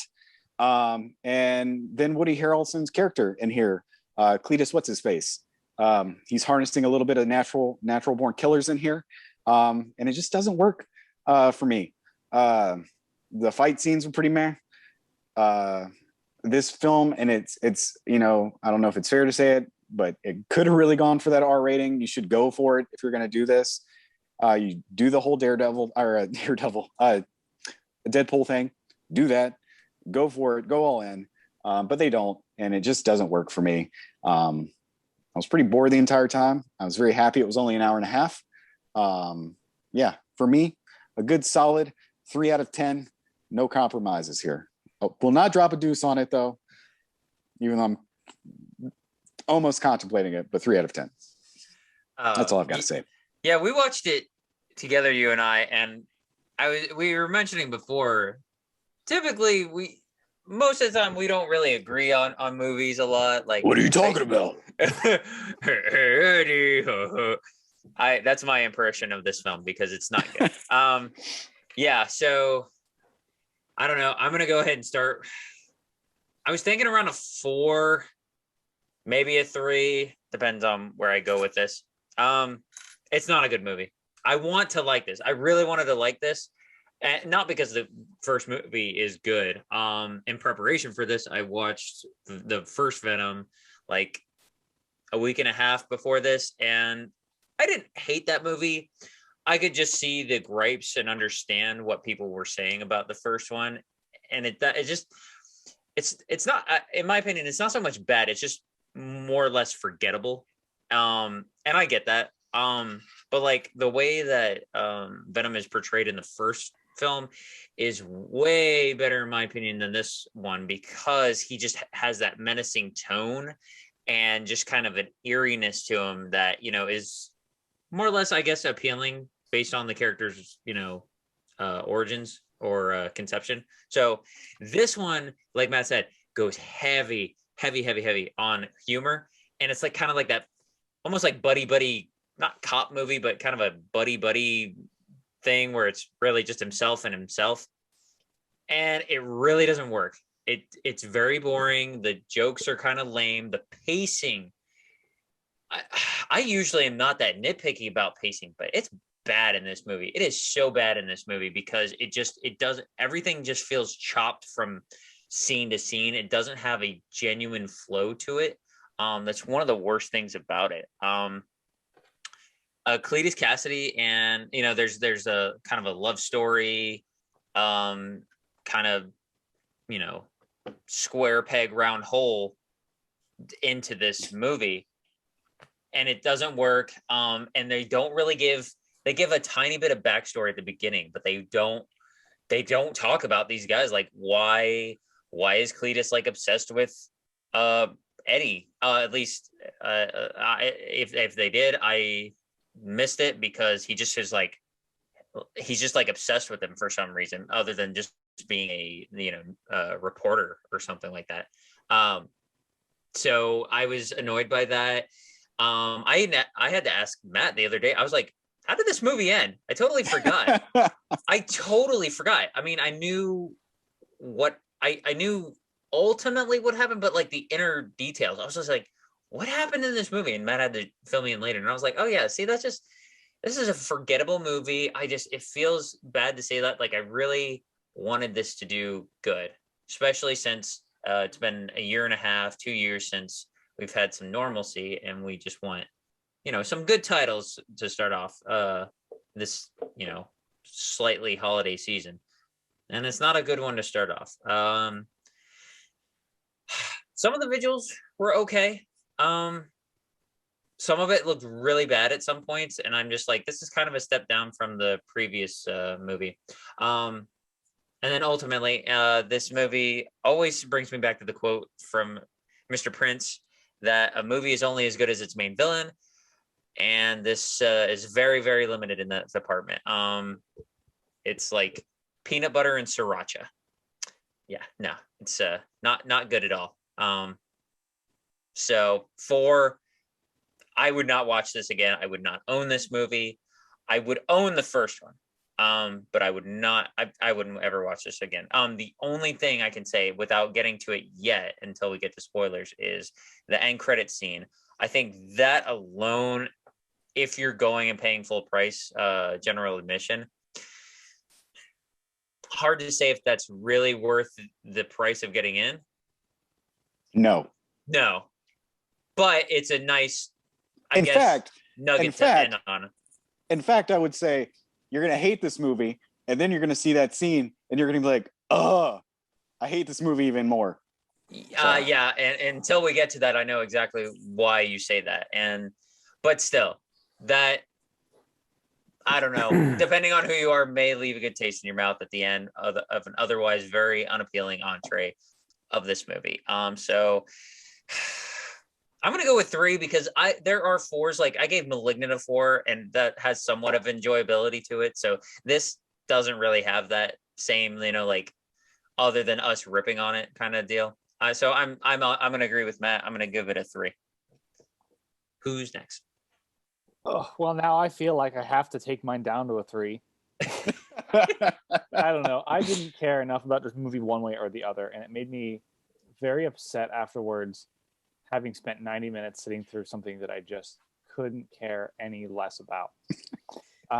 The thing to me is, I was comparing it to Addams Family 2 in my head, and I was like, well, at least this isn't as bad as Addams Family 2. And then I kept thinking about it, and I kept thinking about it, and I kept thinking about it, and I was like, well, you know what? Each movie was not good, nosedived right in its third act, and made me laugh maybe 3 times throughout the whole movie. And Addams Family 2, there were genuinely good laughs, and this was not. I was like, and that was like the biggest laugh I had in the whole movie. And so yeah, I might have to take mine down to a 3, but just know that I don't really care one way or the other what this movie has. I feel like the last couple months of movies have just been 2s, 3s, 4s, and 5s, and they're all one way or the other. They're just all bad movies. Like, I don't even know what I have Malignant as right now, because I think I gave it a 2 when we reviewed it, and I bumped it up, and I bumped it down, and I bumped it up, and I'm like, oh, okay. So Venom 2. I feel like there's a good way to put it, and I was gonna have a visual aid, and I was gonna print out a picture of a well-known painting, something that's not like amazing, but a well-known one, and I was gonna ask you guys to like tell me some highlights about this painting, and then I was gonna rip it up, take 2/3 of it, and just tape it back together, and then show it to you guys again. And I was like, that's so much work for this garbage. Like, that's just not worth putting. If I was going to do a visual aid for this movie, I'd probably just take a picture of my toilet. But so what my point is there is that I think at one point, because Tom Hardy is a decent writer. He worked on the series Taboo, which is, I think, a really interesting show where he starred in it too, and he was the executive producer on it. And that's a really dark show. And I think a lot of what he wants in that show really comes out in the vision for it. I think it's he and Ridley Scott. And I've seen a couple other Ridley Scott produced shows. And Ridley Scott doesn't usually go with darker themes. Tom Hardy likes to kind of just do what he wants his main character to be a part of. And he's one of the 2 writers on this film. And I was hoping that would be the case with this. And you get glimpses of that. And I think somewhere buried in here, there's a genuinely interesting story where you have a guy who's trying to research his career, and he's got the symbiote, and he doesn't really want to be doing what the symbiote wants to be doing, and he gets this opportunity to do it, and he ends up manipulating the serial killer, and the serial killer gets loose, and you've got all these little interesting elements, and you've got an interesting protagonist set up for the story, an interesting antagonist set up for the story, and an interesting way to tie all these together. And I feel like at one point there was a decent movie made for this, and it was probably about an hour 54 minutes, and then they were like, but if we do it 90 minutes, we can play it so many times in a day and get butts in seats and make money. And like Alex, like you said, this is one of the worst paced movies I've ever seen. For the worst. Usually a movie, you don't feel it quite as much if a movie is poorly paced because it's too fast. Usually you get your Rogue One sense where it's a little jarring, you know it's off, but you don't know why. You know, your first 2 acts of Rogue One are you're choppy, you're quick, but you can't really feel that. You just know something's off. In this film, it just like breezes through the first 30 minutes of this movie in 10 minutes. It cuts off, like completely just undercuts the relationship between Eddie and bad guy Cletus. Cletus. Cletus Cassidy. It doesn't really, and it's, at one point you even cut to a news reporter who's like, Eddie Brock is back on top, and we move on. That never matters. His career never matters. Why the heck did we focus so much on it? We didn't, but we did, but we didn't. And the whole movie's like that, where it's like, we're going to focus on this for all of one scene and hope that carries its way through the movie. Bad guy backstory? Sure. For one scene. Sympathetic motivations? Sure. Maybe. No. And by the end, all that stuff just goes to complete waste. By the end, we've taken a potentially interesting villain, paired him up with a really generic CGI bad guy who's watered down to an unnecessary PG-13 for reasons to get money, and then taking all of his motivations away.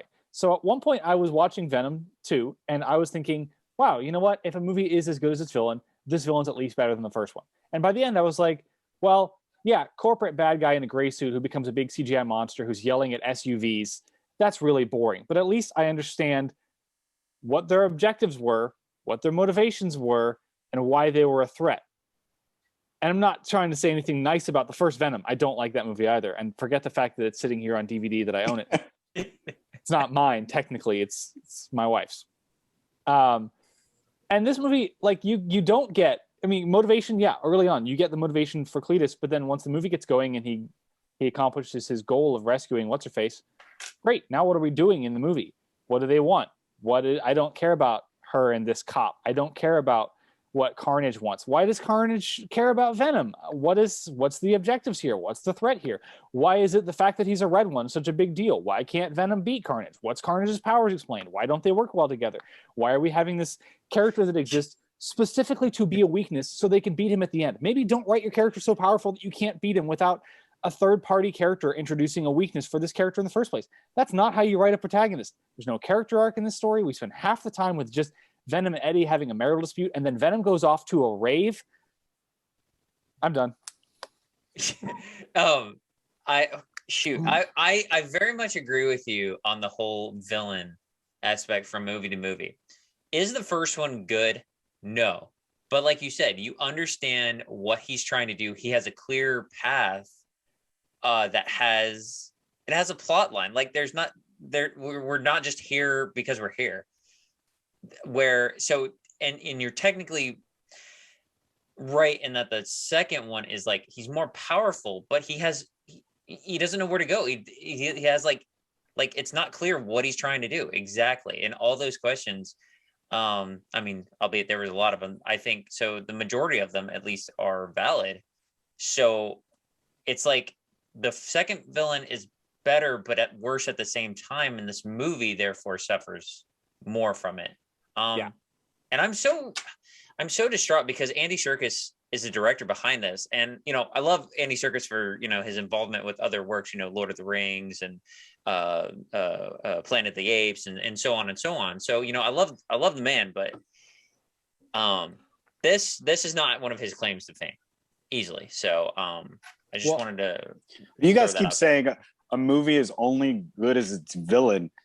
I mean, can this movie be as bad as its protagonist? I mean, you've got this Venom character who I don't know if he's supposed to be sympathetic or not, but you definitely said he went to a rave. But by going to this rave and having, you know, this finding himself moment, he's going through body after body, murdering people more or less.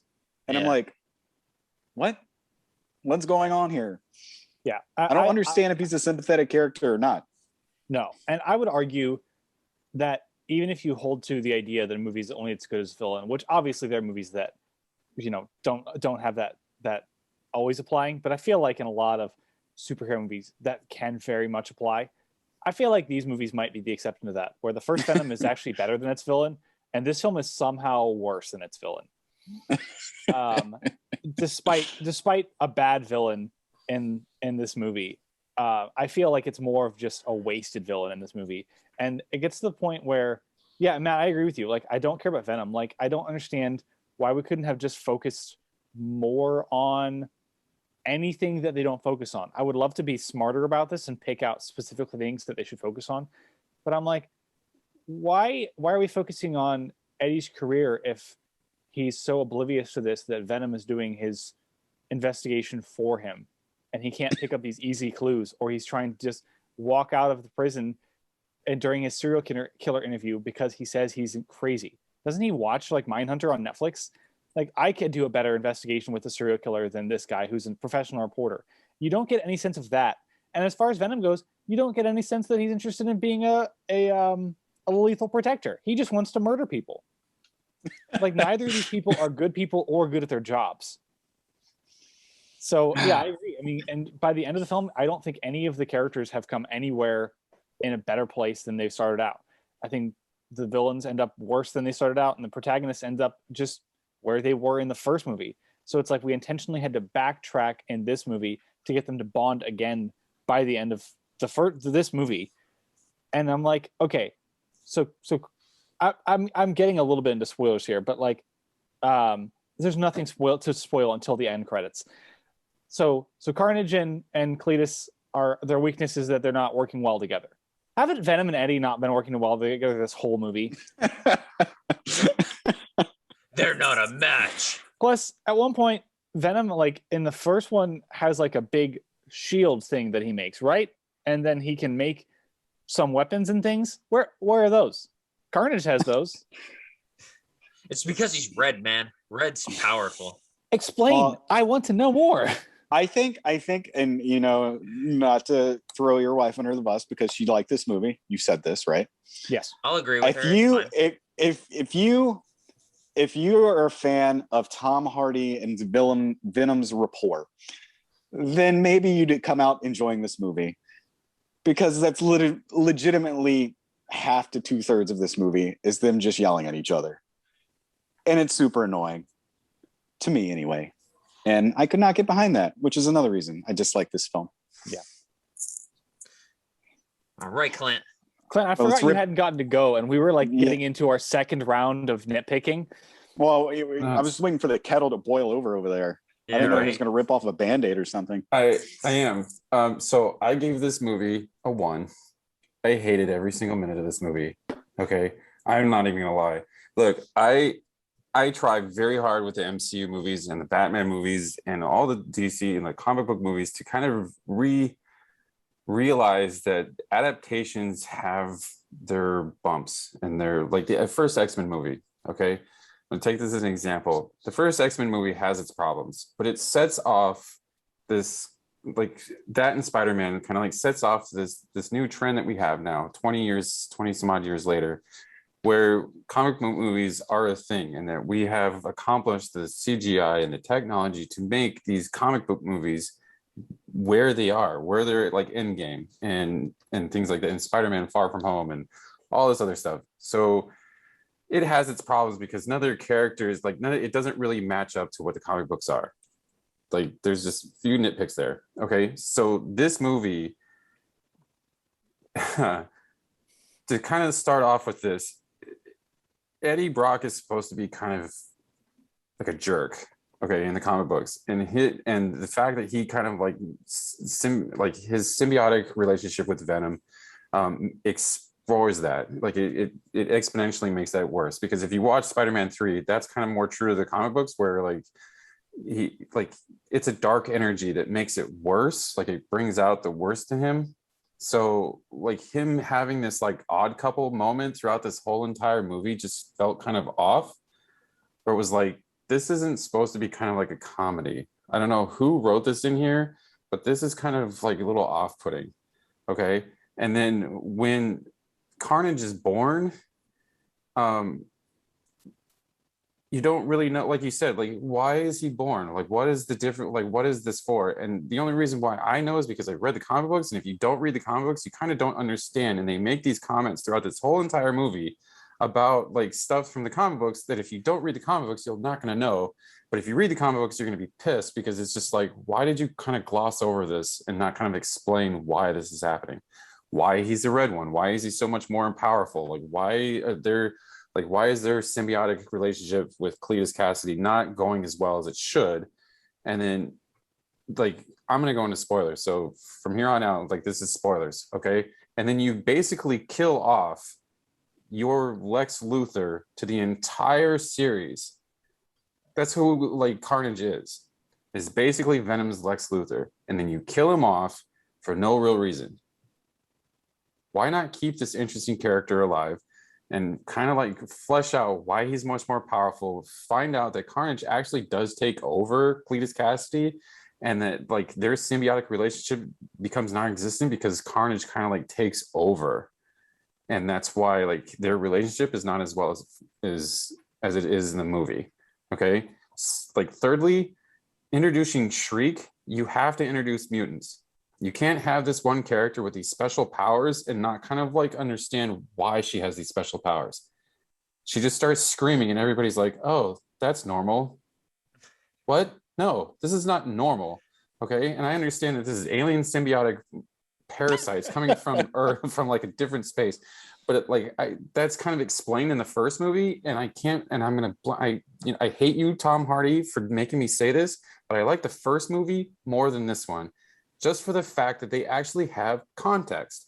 They have context to why these things are the way that they are, and they kind of explain it. In this movie, it's just like, you know who Venom is, that's all you need to know.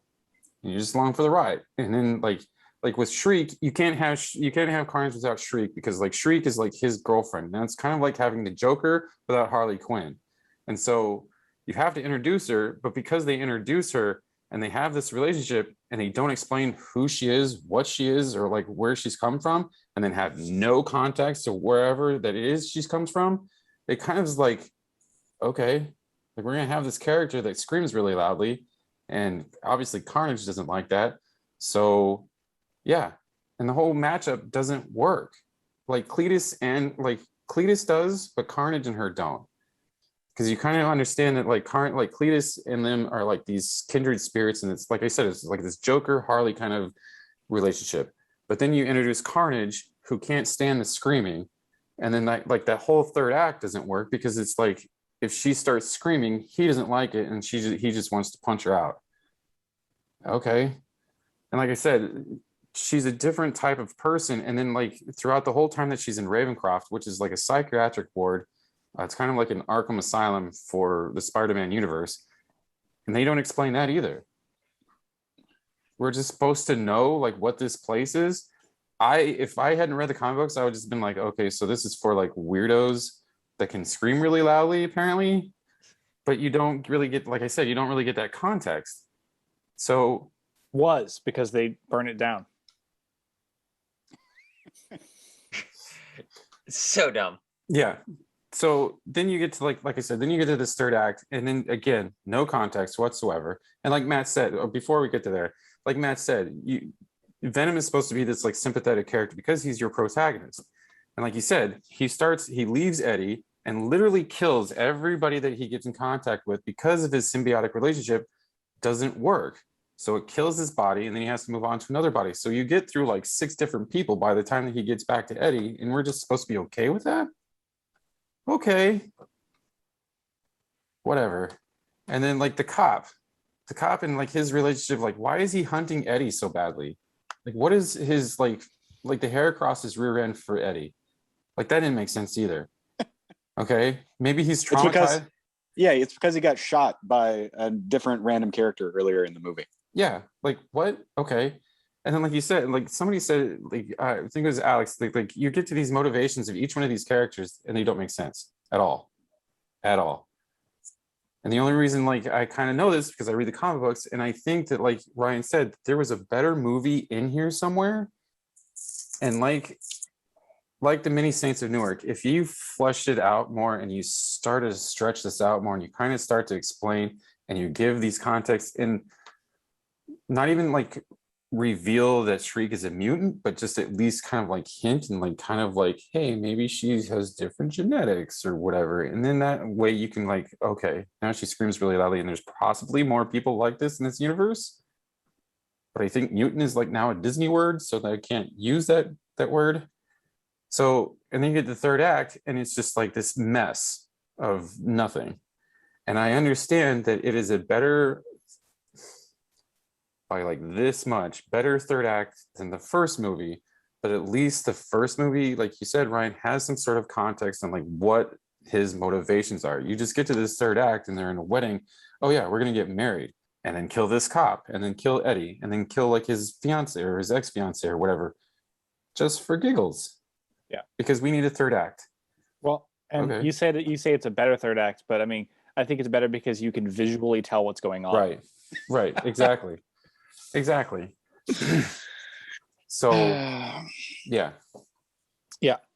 I think you know what, I think there's a good movie in here that they don't even have to, where you can have Eddie being a jerk, like you said. I mean, I don't know a ton about the comics, so like I'm being a little bit enlightened on what this could be here. Where you could have Eddie being a jerk, trying to regain his career, not caring about Venom, drive their relationship further apart, ruin his relationship with Cletus. Cletus gets the Venom or the Carnage symbiote suit, goes and rescues Shriek. Shriek yells for the first time, and Carnage just kills Shriek, and Cletus can't blame the symbiote that he's a part of because he kind of needs it. So then he can blame Eddie, and now Eddie and Venom have to kind of recoup and work together and learn how to be friends again to beat Carnage in the first place. And that way you have some actual motivations going on. You can streamline your story. You can still keep it 90 minutes by writing out the whole subplot about this cop who doesn't matter for the story at all. And I mean, it's not a good movie. It might be better. Now, are we gonna get to like the big spoiler here, the end part? Like, I mean, not the. I had one more thing to add before we got to that. Okay, go ahead. I hate movies that know their audience shouldn't care, or that make fun of their audience for caring. If you guys have heard me talk about the Dwayne Johnson movie Rampage before, you know there's like nothing worse in a movie than making fun of your audience for trying to care about your movie. I literally don't think there's anything more I could hate in a movie than making your audience feel stupid for trying to care about a stupid movie. And this movie does that right at the end. Again, we are in spoilers, but I don't care. It doesn't matter. Where we get this little moment where Venom meets the Carnage, whatever, and then we have this little moment where Cletus is like, "All I wanted to do is be your friend," which, by the way, is like the worst acting from Woody Harrelson I've ever seen. And I don't think it's his fault. I don't know if the character's supposed to be manipulating him or it's just really cheesy writing. But you finally get an opportunity to get like maybe a little bit more about this character that you didn't know. And Venom is just like, "F this guy," and bites his head off. Great. So invested in Cletus, man. Yeah. The movie obviously doesn't care about his villain. Why should I care about anything I just watched? Because you got to drop that one F-bomb, dude. Exactly. Yeah. Heaven forbid we save the PG-13 rating for being a little bit more violent. Yeah. But see, and that's why I don't like, I really had a very hard time like watching this movie, is because it doesn't care about its villain at all.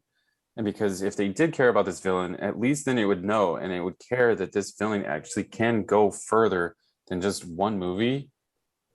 I mean, it's the whole Spider-Man, killing off its main villains effect, or Batman effect, that you start killing off your main villains so they don't have to make an appearance anymore.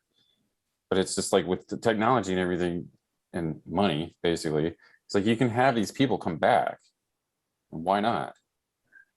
Well, Clint, we have this wonderful thing now called the multiverse. That's a good segue. Last point that I'll make before we do that is I hate when movies do that. Well, sometimes they can get away with it, but like 9 times out of 10 when a movie like mentions its own title in movie, I forgot about that. I think that is so ultimately cheesy. And at some point, Carnage goes, "Let there be carnage," and I just Yeah, we're not sitting here being like, "Let there be reviews." We should though. Yeah. they should have named this "Let There Be Garbage." Let there be garbage. That's what this was.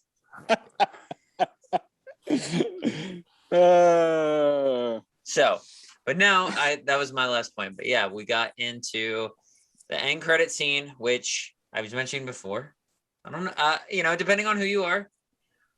Okay, so we are officially spoiling this. So if you're watching, look away, yes. Headphones off. Look away. You can listen. This introduces that this is somehow involved in the MCU because they somehow, I guess this has to do with like the multiverse of madness, some type of action where Eddie and Venom transition from where they are to some other room, and on the news feed they see J. Jonah Jameson and talking about the spoilers in Far From Home towards the end, and Venom is all interested in Spider-Man, and ergo there's his involvement. So the bad thing about this, I think, is what Matt's meaning, is that this movie now has to be relevant in later phases of the MCU. Maybe, I don't know, maybe that's your bad point. I think it's interesting because I can't name any specific movie, but I've got to believe that there's a moment where there's some type of character or just in general a movie that's introduced, and it's not that good when you first have it or introduce it, and then there's some other adaptation, whether it be a sequel or some type of involvement in another movie, where they actually improve upon the characters and they make them way better as a part of this than they ever did on their own. That's my hopes for this, wherever Venom may lie in this whole realm, because I think it's good, because it might have, in better hands, have the opportunity to correct Venom's many flaws, and maybe right this ship and like get the character's tone right, get his involvement correct, and just ultimately make his relevancy, not a chore. So I thought I was more positive thinking than negative when it came to the end credit scene. And I've seen it multiple times, just, having to see it at the end of, shows and go in and attend to guests. But, I can see the negatives in it. So, but I don't know what everybody else thought. I think that is that Batman v Superman argument where people were like, it's not a good movie, but we know it's leading to this being better. And I'm like, is it?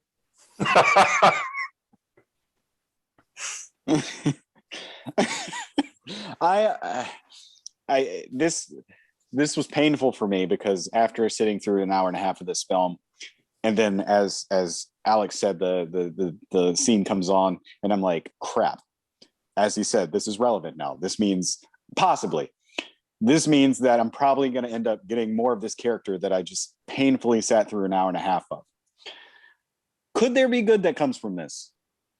Absolutely. I think one of the easiest things to do is, if you do introduce this character into this wider MCU world, you don't have to, and albeit it's not, to say things are black or white in the Venom world isn't absolute, but he's definitely not your like super protagonist. He's not like a hero.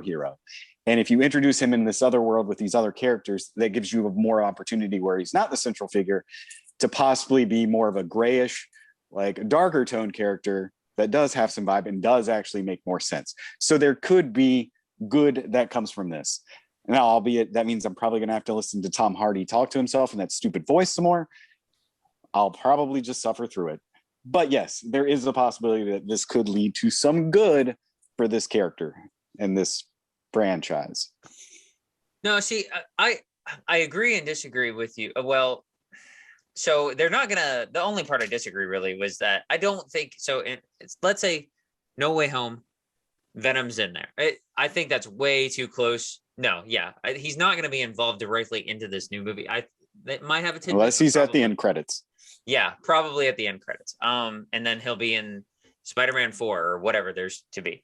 But whatever his involvement is, I think they're gonna correct this and be like, and not have that gimmick of, the buddy, like, marital spats and everything. They might have the, here's this piece of information that I know, blah, blah, blah. And that's actually relevant. That's actually like useful and helps you proceed, organically to a conclusion in this, whatever's to come. So I think this will give them an opportunity to sit back and just be like, okay, where did we go wrong? Well, and this was the thing I didn't actually mention beforehand.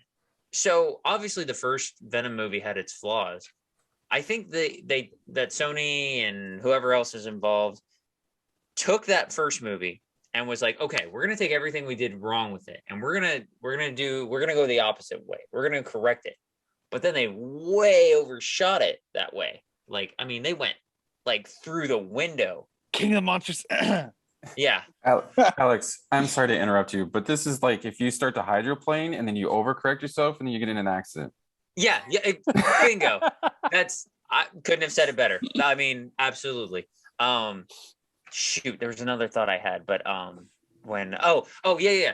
And I don't know if this is relevant too. I know I'm going back more into the movie and less about the spoiler, but that cop, that detective person, the police officer, whoever he is, he somehow gets in contact with the symbiote, whatever, what the heck we're calling it now.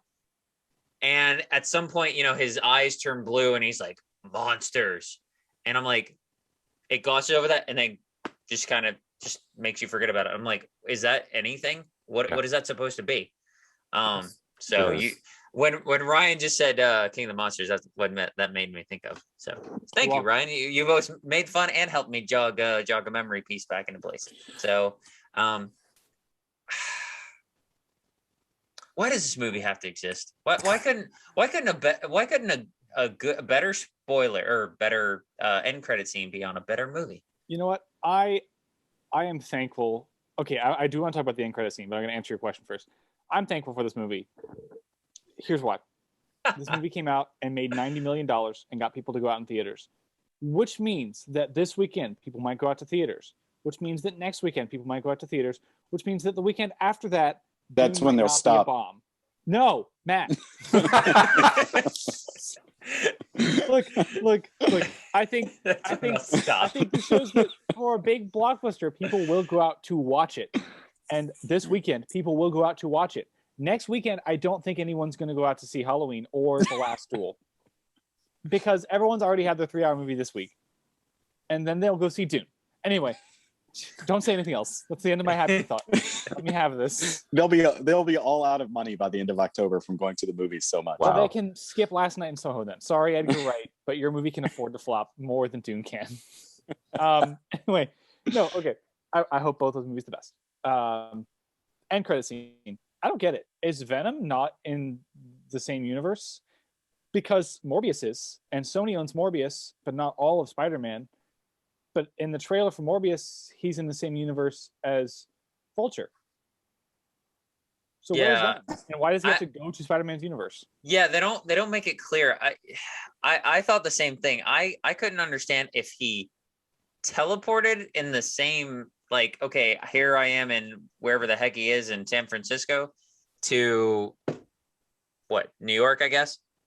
Or if he's like literally in another place. Let me rephrase that. He's in another universe. It doesn't really make that 100% clear. I'm like, why do you have to go to another universe to be a part of this thing? Why can't you just be like, oh, hey, there's that guy? And then, I didn't catch it the first time I'd seen that, but after seeing it, I think maybe for the third time, maybe fourth time, when he does have that like little seizure and he's in the little cabana thing. I don't know what he's in. and he's like, "What happened?" And Venom's like, "No, it wasn't me." I always thought that he did that the entire time. I thought that it was a product of him doing the brain manipulation thing, and but I have to believe that that's somehow involved with the Doctor Strange thing. So I don't know. I mean, Eddie, I don't know why they had to do it at all. Like, Eddie's a terrible journalist. He might not know Spider-Man exists. Yeah, maybe. Why Well- why would Cletus pick a journalist who's not popular right now? Yeah. Why is he involved with them at all? Okay, so here are my thoughts for the end credit scene. So first of all, the end credit scene didn't make any sense. I'm not gonna lie, because you have like the whole beginning of this end credit scene. I think was just kind of set up what was happening, because like you said, he was like, you know, there's so much more that we can do, and like, you know, if I showed you what we could do, your puny little human brain would pop or whatever. And he's like, I'll give you a fraction of what, and then they transport it. Why did you need that? Like, who cares? Seriously, nobody cares, because you didn't get any. Clint. Spider-Man though. Spider-Man. That's why they needed that. Yeah. Anyway, so then you transport it. Okay, so from my assumption, or from my gathering, is that Venom is in a different universe, is a different multiverse, because, and I'm only going to clue this together because Ant-Man and the Wasp takes place in San Francisco, and this takes place in San Francisco, and there's really no mention of either one in either of these movies, so I'm going to assume that this is in a different universe. Morbius, I'm not so sure of, because I haven't really seen like the connections between the two universes yet, because it's been a while since I've watched that trailer. So I'm going to guess this is a different universe. The second thing that didn't really kind of make sense to me is like, why is he so obsessed all of a sudden with Peter Parker? Like that whole scene where he's like this guy, and I'm like, Yep, that one. what? Okay, like you're not a bad guy to begin with, and now you're just going to hunt this kid because he's popular? I think it's one of those, it's kind of like, and I know we've talked about this before, where remember when the trailer for Endgame had come out and there was that scene, I know we've talked about this, that didn't even make it into the final movie, where you have Cap and the Hulk and everybody kind of running through some part of the woods, like out into the open area, and you just see them running out from the woods. And you don't really get that because the Hulk never even really makes an appearance in that scene. I think that's what this is. It's like, it's more or less, here's the idea of them being involved, but there's not going to be like any set thing yet. Like they're going to have some involvement, but this more or less doesn't have anything to do with what actually will happen. This is just saying, hey, these two are going to merge at some point soon, so get excited. Right. So I gotta believe that that's what that was. I agree with you. It just kind of is weird. It doesn't make it's not a whole lot of sense. Yeah. Well, listen, I think that, you know, Kevin Feige can make Venom better if he like invites the writers of these two movies and he goes, okay, you're all fired, go home. And he hires And Tom Hardy's like, what? I'm fired? You can't fire me. I'm the poster boy. Yeah, you can stay. You can't write anything though. So we're gonna hire our own writers to make this kind of better and fit a little bit more congruently with what's actually going on in the MCU. That's how it's done. What's your expertise of writing? Well, I am a sophomore in high school. You're hired. All right. I was a better writer as a sophomore in high school. Tom Hardy's gonna be looking through the script. Where are all the scenes where I'm arguing with Venom? Where are they at? Like, you know what else I realized too? Venom gets one action scene in the whole movie. Yeah, I think that's right. Yeah, Third act. Yeah. That's and because he doesn't. He doesn't they even had want all to be that- in it. they have all that dialogue to add. There wasn't time for action scenes. Yeah. There was an All- action scene where they beat themselves up in the apartment. That's true. I guess that counts as excitement. And it was more exciting than the actual fight at the end. So, Look, whoever was writing these scenes must have been watching like Walter Matthau and Jack Lemmon in the background, being like, "This should be good. This ought to be good." How dare you compare such gold as the apartment to this monstrosity? No pun intended. It's like grumpy old men. Let there be grumpy old carnage. Oh, I thought you were talking about wait, the apartment. It's literally right here. Wait, what's he pulling out? I don't know. Grumpy old men. Let there be grumpy old men. I would not have guessed that you would have had it one, if not both of them. Yeah. Man of fine taste over there. Yeah. Grumpier old men. Well, you see how much my fine taste can. What did I hold up earlier? Where I've got like my highlight for the week is Venom and Resident Evil. So. Yeah, think your life choices there, sir. I want to defend myself in both cases. I didn't buy Grumpy Old Men or Venom, and Resident Evil was like there was a bookstore, and it was like fill a bag with books, cram it as much as you want, and it's $5 for the bag. And they had 2 movies in their book section, and I was like, "You're like now the question." Now the elephant in the room is whether or not Ryan Prince is going to purchase Venom 2: Let There Be Carnage. Cute.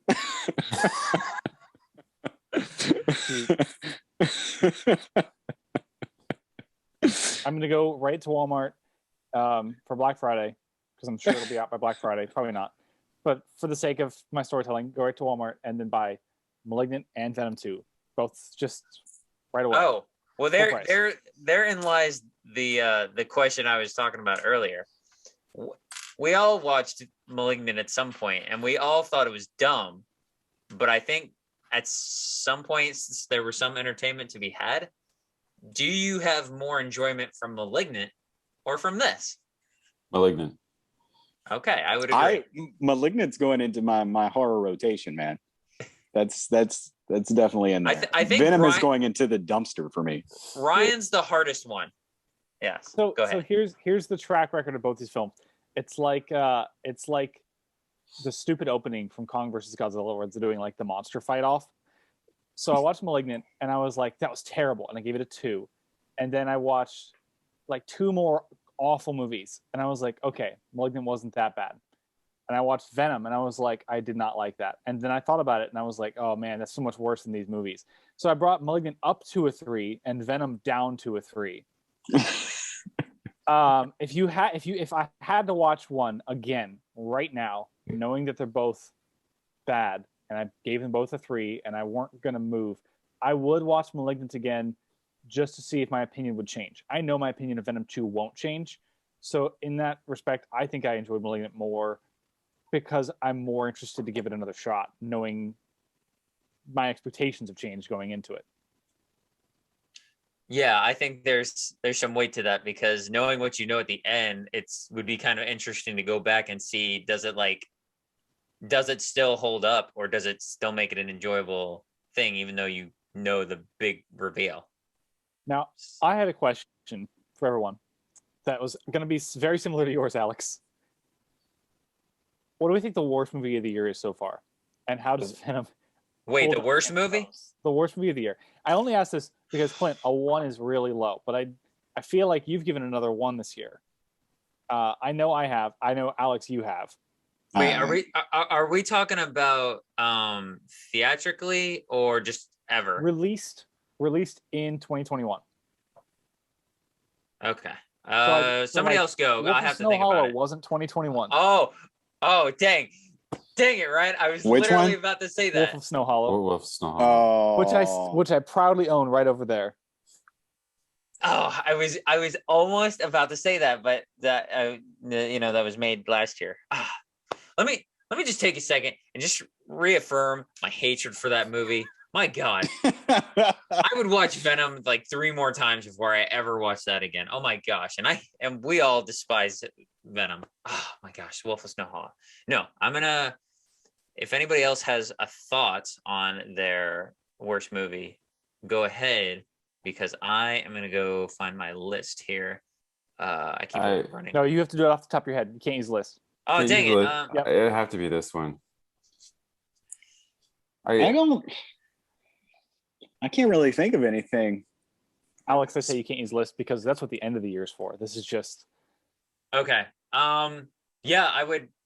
Without looking at the list, I mean, I have the list right in front of me, but without looking at it, he's like without looking at. yeah, without looking at it. No, yeah, I would say this is the worst I've seen. That was made this trying year. to think of worst ones. Maybe Space Jam.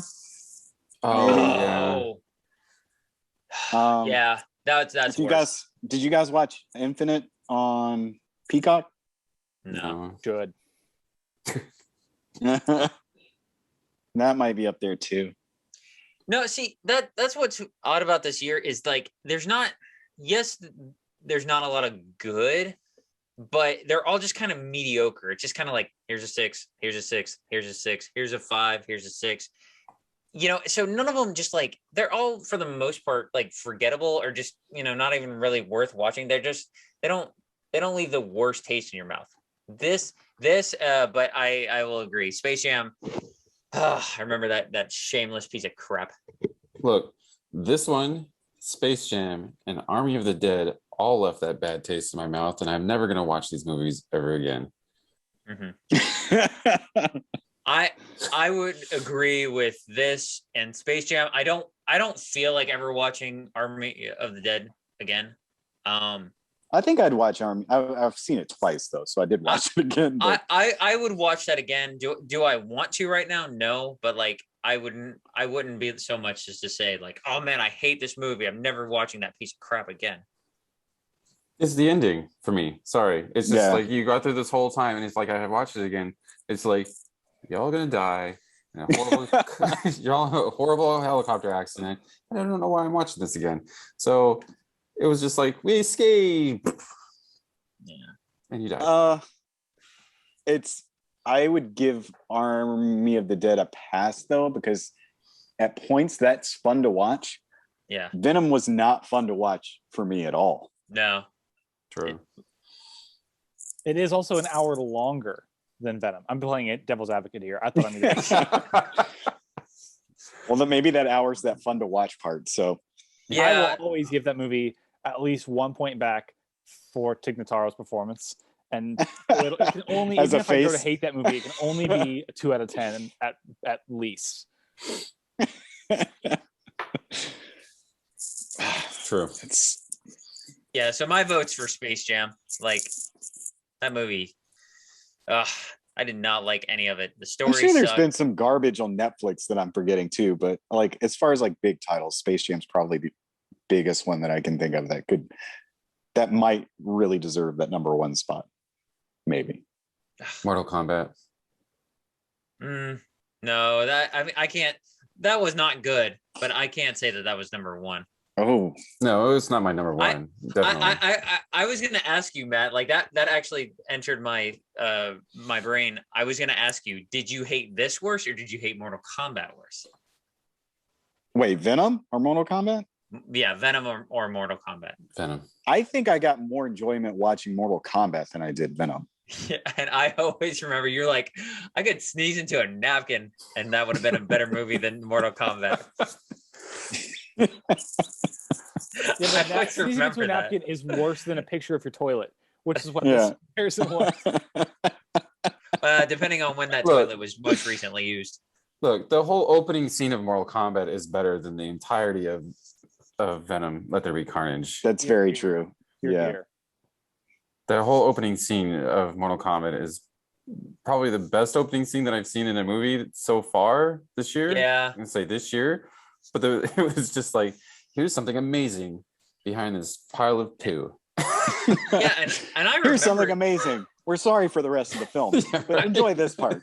I remember yeah. Didn't they release what was that first 7 minutes, first 10 minutes of Mortal Kombat? And yeah, that's arguably the best part. Like that actually doesn't make you want to just leave. I might have to agree with you. I didn't like Mortal Kombat, but I'm trying to think of a better opening scene this year. I can't even say Um, Pig. Like I've been weekly talking about this Nicolas Cage movie Pig, and I can't even say that. Yeah. I would say wait until you've watched No Time to Die, because I remember like I was texting you guys in the middle. I was like, this first 20 minutes is actually really good. Now I don't know, maybe it's just because I've just haven't seen Bond in a while. Maybe it's just because this year's just for the most part pretty crappy.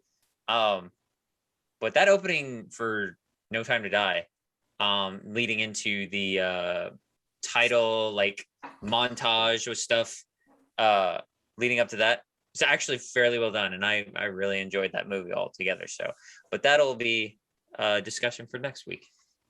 Can't wait. All right. Do we have any more thoughts? Because we're running on like 2 hours now. No, no more. This movie does not We talked deserve. about this movie longer than the movie. Yeah. We should have just got the script and just acted it out the whole time for everybody. We could have a script read right here. Ah!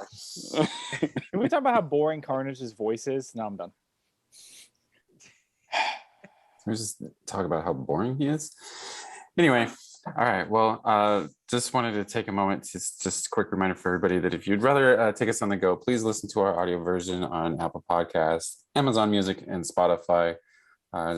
Thank you everyone for watching / listening. Please give us a like, subscribe to our channel, and leave us a comment. We like hearing from people. But if there's nothing else, this meeting's adjourned. Bye, guys.